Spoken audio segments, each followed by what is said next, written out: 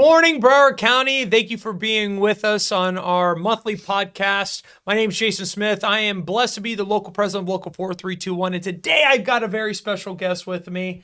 This is Dawn from the For Paul Foundation. Thanks for being with us. Thank you so much for inviting us. Absolutely. So, Dawn, I know a lot about you. I know a lot of different states, and people definitely know a lot about you. But let's just go through the formality. Tell us a little bit about yourself. So the Fort Paul Foundation was started in 2017 after the line of duty death of my husband, paramedic Paul Besaw. He was killed by a drunk driver up in Jupiter, Florida. After we went through that tragedy, we knew that no other family should go through the same tragedy that we did, and at least have guidance and help along the way. And, in that process, we realized that there was a lot of needs that needed to be met for first responders and for EMS and for other, just EMS, dispatch, fire, you name it. And we just tried to fill the gap. There was a movie years ago called Robots. I don't know if you've ever seen it. It was Robin Williams was a voice. It was a really, really cute movie. And it was one of Paul's favorite movies. And the line in it was, see a need, fill a need. So that's kind of where we're at. We do, a lot of stuff with you guys whenever, you need some morale support. We try to go to some of the fire stations that are a little less loved and give them some lunches. I know we're doing the airport fire station that doesn't get a lot of community support, so we're going to bring them some lunch and some thank yous. We engage the children in the community, writing thank you cards to send to first responders all over. We did that with Surfside. We've also worked with State Rep Robin Bartleman on working on some legislation for first responders to try to make, lives easier and things better. So Dawn, you hit on something. So when this got established, your husband, and I've ran into plenty of people that he just absolutely spoke life and direction into their current being, and many now in fire rescue, many doing teaching and doing all types of stuff. I know he's very special. My question to you is, what did you experience? How was the process where you said, you know what, this is no good. There needs to be a change. There needs to be a bridge agent in between when tragedy strikes and when the family gets notified, and then beyond, when everyone else is gone, when everyone thinks it's over, it's not over. Give me a little bit about that insight. So, as you know, Paul was private ambulance, so it's a lot different than, union. You don't have as much support as you guys, have. When he was killed, it's still somewhat of a family, but there's not a lot of protocols in place. I actually found out Paul was killed on Facebook. I did not get a officer at the door. I did not get a representative from the company. I got a 7:00 in the morning scrolling through my phone, just called Paul, was like, hey, hurry up, don't take a late call, get your butt home. You have to do stuff with Allison today. It's our daughter. You guys have the daddy-daughter dance coming up, and just get home, you got to do that recital. And I hung up the phone, scrolling through Facebook, and all of a sudden it was like, R.I.P. Paul, what happened? Oh my goodness. And then I look up and Channel 6 has got his ambulance on the side. And I was like, like, what am I supposed to be doing right now? So I called everyone that I knew, and then I finally got on the phone with his work. I drove all the way up to Lake Worth to the headquarters to try to find out what was going on. So that right there, just to stop at that point, we have worked with Victims Advocate Services. I actually did a video for police training for line of duty deaths. Well, not just for line of duty deaths, but for victim notifications. So we've worked in that aspect with the Victim Advocate Office to retrain police forces to do death notifications, because nobody should ever find out that their loved one was killed on Facebook or on the news. Then, you have so many people after the death, after you find out about it, you have so many people in so many directions that it's like, okay, we have to do this processional. We have to do this. We have to, you have to be here for this. You have to be in the ambulance. You have to drive down the road when they take his body to the, the funeral home. You have to be here. You have to do that. We're going to do this processional.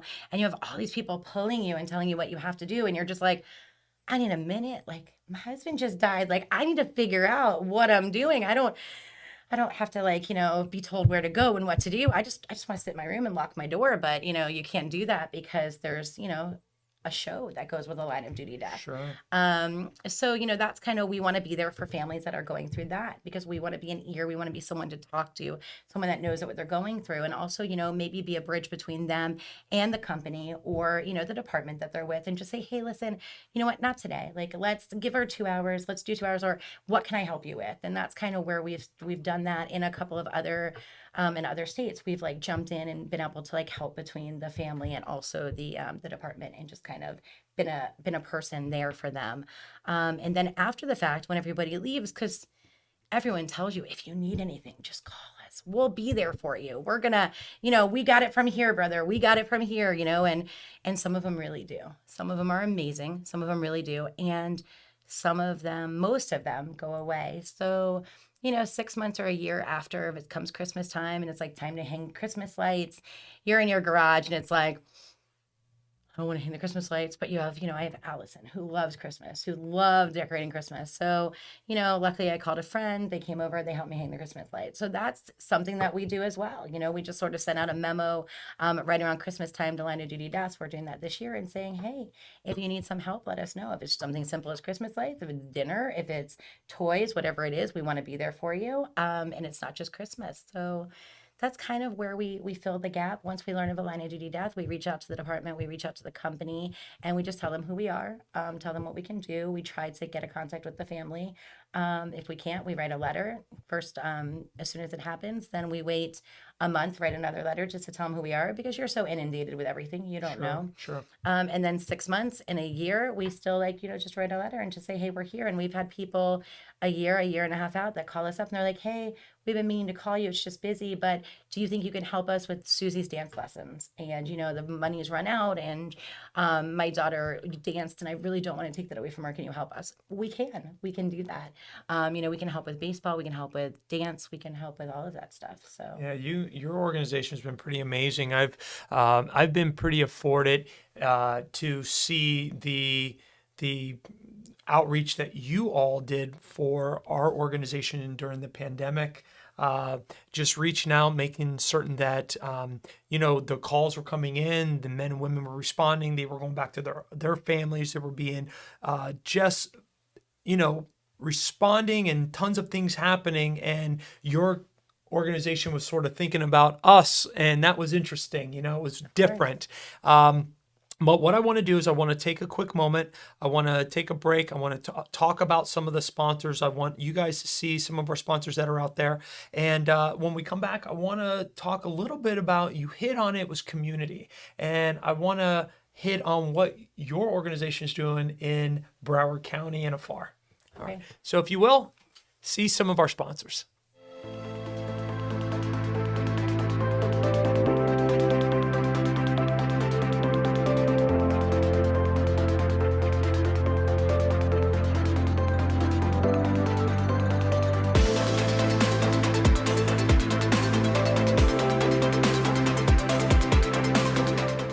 Welcome back. I'm here with Dawn from the For Paul Foundation. It's great to have you.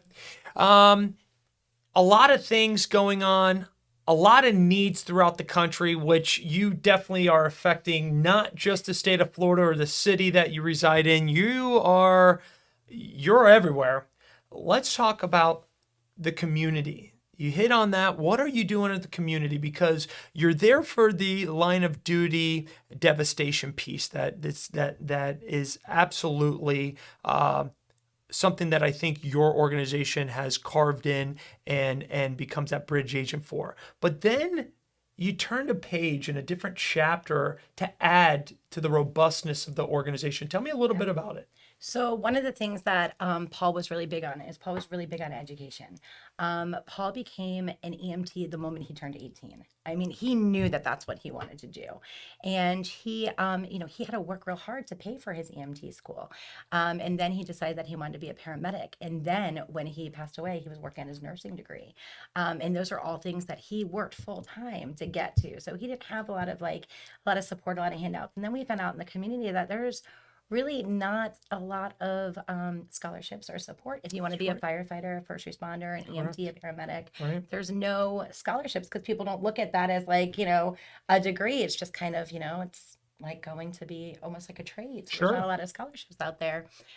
So that's when we were so lucky to partner with you guys with 4321. I called you up, I told you our idea, and we were able to do this year for $1,500 scholarships Oh, that's awesome. for high school seniors that want to become first responders. We have Rebecca, Brianne, Justin, and Taylor, who are all currently at school right now. I know some are at Barry, some are at Broward College, and they're all going to be paramedics, firefighters, and they're so excited. And we were able to like start them on their way with $1,500. That's amazing. That's amazing. So it's real important that we highlight what you said. There was not, and there truly is not, a lot of doors that can be opened for families. As you know, times are tough. The pandemic shut down the country, and now the need of first responders didn't stop. And to get into school and to get that education, you know, it's expensive. And your organization absolutely was a bridge agent to affect 4 new lives. And what I think is really neat is there's 1 gentleman and 3 young ladies that now are on their way, and you and your husband's legacies can continue in them. Yeah. I mean, that's all I really wanted to do, because he was the guy that people called at 3:00 in the morning that were like, hey, I got a patient in the back of the truck. He's circling the drain. What am I supposed to do? And I knew that we needed more people out there, and we needed them to know that people cared about them. So that way they can continue the legacy, because Paul gave that to all of the people that he trained. And I know one of the guys I met, I had, we just partnered with Miss USA, with the Florida USA organization. We have all of the delegates that are willing to help you guys and anything you need to do. I know you have a toy drive coming up. Absolutely, yeah. So we had a couple of the guys from 4321 come over to the white hot party that they had. Okay. And one of the guys was like, Besaw, what does this have to do with Paul Besaw? And I'm like, well, this is the For Paul Foundation. He's like, he trained me. And so that reach, just there's really everywhere you go. And, I think you were somewhere the other day, like a medical examiner's office, and you're like, hey, someone knew Paul. And it's just, I just need that to continue on. And that way he continues on. And that way it builds our EMS community and our fire community. And it builds, that family. Yeah. And it's just all about being there for each other. And these 4 of our first scholarship guys and girls are like, we're going to come back. If anybody, any of the high school kids want to talk to us, we're going to be there for them. We're going to tell them what they need. So, it just kind of continues his legacy, and it builds a bigger community for us and a stronger community. It absolutely because you have everyone there. It absolutely does. There's so many neat things that your organization does. So what I want to do is let's go ahead and watch this video about your organization.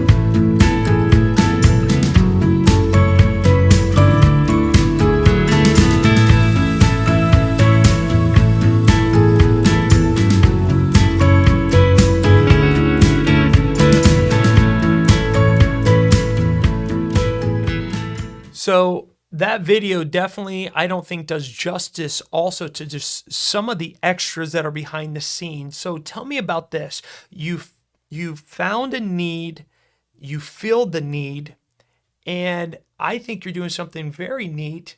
You've decided to transfer your knowledge and your ability into an educational route. What is that? Talk to me a little bit about that. So after, after I lost Paul, we tried real hard to find counseling. And it's a special niche that a lot of people don't know. Counselors can talk about death, they can talk about losing a loved one, but a lot of them haven't been there. They haven't lost their husband, and especially they haven't lost someone so publicly like we did. And so I knew that, again, you have to see a need, you fill a need, right?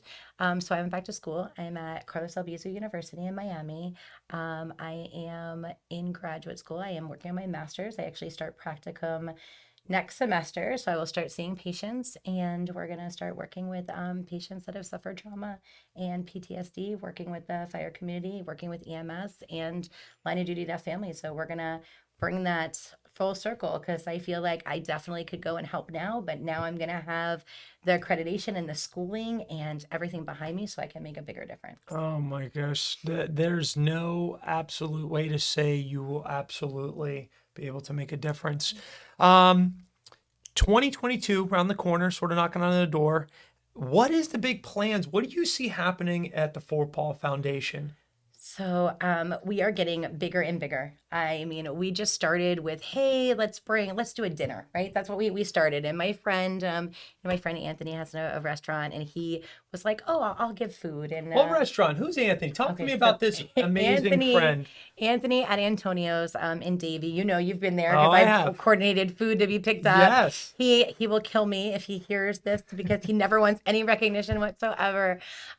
He will come out and support anything that we do. And when I first the first year, I knew it was going to be a horrible, horrible day for me.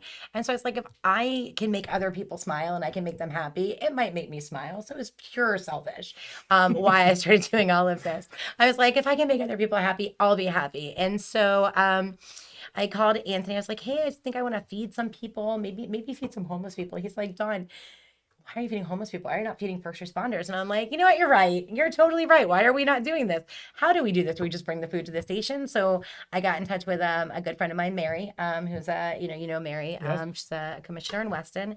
And I said, hey, we're thinking about feeding. Can I feed some fire stations? And she said, no. Why don't we have a dinner?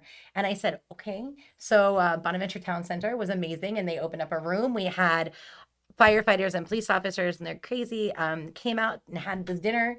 The next year, it went into a big dinner with over 200 people, sit down dinner, 4 scholarships, $1,500. Next year, we have planned the largest room that they've given us for June 4th. So please put that in your calendars and come out. It's a free event for all firefighters, first responders, paramedics. It's a great dinner. Jason was there. He'll vouch for it. Yep, I vouch. It was a good dinner, and we're going to be giving away our scholarships. Hopefully this year we'll give away more scholarships. Yep. I'm hoping that we can do maybe 6 scholarships instead of 4. Okay. That's what I'm working on. And then we're also working on, we have directors now in almost every state. I have 42 of the 50 states I have directors in, that if something goes wrong, there's a line of duty death, someone's injured on the job, they need help, I have a contact in every state now. Well, 42 states, we're working on 8. There, yeah. I'm looking at you, North Dakota. No. So we have... You hear that, North Dakota? We need a rep. So we have, directors, and we just want to be there for the line of duty death families. We were, luckily enough, we were at the EMS Memorial this year. We hope to go back next year and be there to support them and support the line of duty death families there. We're just growing and trying to make a difference. There's no question you guys are making a difference. So in order to make a difference, first of all, there has to be a desire to reach. And you and your board is amazing. So the team that you've surrounded yourself with, that is a part of your executive board, what a great group you have. What a great group. And so with that group, their desire's there, the focus is there, the ability is there. And now it then turns into, how do we facilitate getting additional community members opportunity? Well, it turns into what donations and what type of venues and sponsorships that come around. So I'm sure there's plenty people out there that were saying, how do I partner with the For Paul? I want to give. I want to be a part. I want to send some of my financial legacy to the next generation to move forward. How did they do that, Dawn? So they can reach out to me on my cell phone. I will always answer my phone Give them anytime of the day. give them your number. It's 954-540-0268. You can also go on their website, the4paulfoundation.org. Okay. You can donate there as well. And we have a lot of events coming up that we could use sponsors for, and we could use, we do raffles, at the dinner. If it's something as simple as like a gift card to your restaurant, we'd love to promote your business as being one that does support the first responder and the EMS community. We would love to have you, and we can give you like a little sponsorship on our website and talk about you and tell everyone how great you are and how you support fire and EMS. Sure. And we would love to do that. Yeah, no, it's wonderful.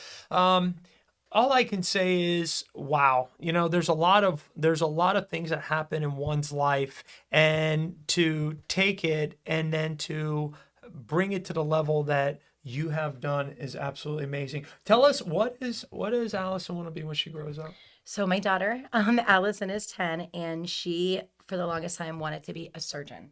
Her and Paul, he was in nursing school when she was 5, and they would work on the flashcards together, and she knew all about the human body from head to toe before, well, I don't even know some of the body parts that she knows and some of the organs. But she has changed her mind now because of the tragedy.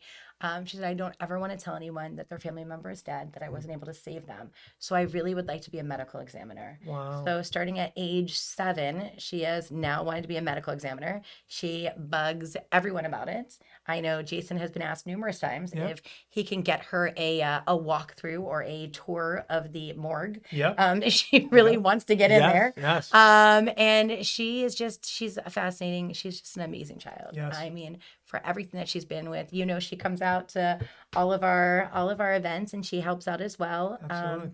She had started her own little thing with children that she was working on with animals and kids called Hand to Paw, and we're trying to help you guys with the therapy dog so we can roll that in, and that's a big thing that Allison is involved in. She really wants to see that happen. So, medical examiner it is. It's neat. Not my cup of tea, but she is definitely an enamoring child. Worry about anybody talking back to her. Well, what I want to say is, for the listeners and viewers out there, there is a lot of opportunity to partner. And when you're partnering, you're not just reaching your local community, you're really expanding across the complete country with the 4Paul Foundation. We appreciate you immensely. I know that the Surfside organization, when you went down there with your feeding everyone like you guys 3 o'clock did, in the morning. 3 in the morning. Yeah. I mean, just the outreach is amazing, and there doesn't seem to be a no in the staff's verbiage. It's, hey, we got this. Okay, we'll make it happen. And saying that, you all make it happen. Reach out to the 4Paul Foundation or Dawn, and we appreciate you. Thank you for being with us. Oh my gosh, thank you, Jason. We would not be where we were if it wasn't for Local 4321, and especially for you. No, you guys are awesome. Wouldn't be there. We're glad to partner with you and your team. Broward County, stay strong. Have an outstanding day. Bye-bye.